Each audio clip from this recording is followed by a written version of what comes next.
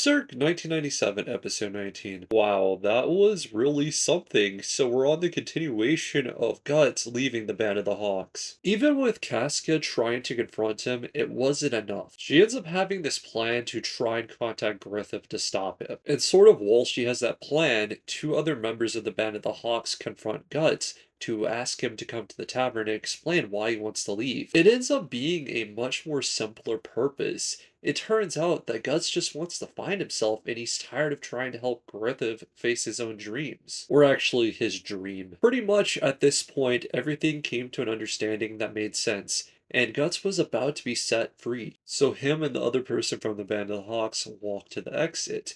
However, both Casca and Griffith were there, standing in his way. At this point, it seemed pretty mutual. Everyone just kind of thought, hey, Guts is gonna go free. But whenever he tries to do so, this is whenever Griffith confronts him. You are owned by me. You're gonna die by my sword when I say you're gonna die. And it got kind of intense there, I can't lie.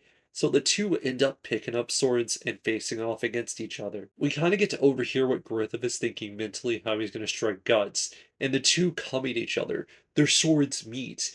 And this is when something crazy happens.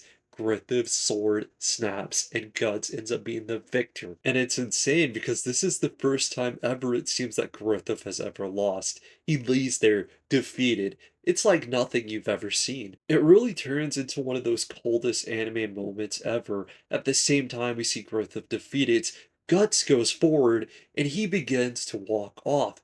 Casca is sitting there staring at Griffith being hurt. At the same time, she is thinking about Guts. And finally, she starts to yell out Guts. This episode actually majorly shows that Casca actually loves Guts. However, she still hasn't discovered it in herself. But you could say in that same moment that she started to see it. She even realizes that her wish is for Guts to be with her. As great as everything was in that moment, at the same time, it sort of made me feel sad. What's next for Guts? And how is the Band of the Hawks going to survive without Guts? He's really one of the biggest reasons they've gotten here so far. It isn't just Griffith, it's his tolls. Now it's time to get into the second part of the episode, which is pretty much taking us to the ending. So it is raining outside. We get to see the princess in her room. She's kind of left off for the night.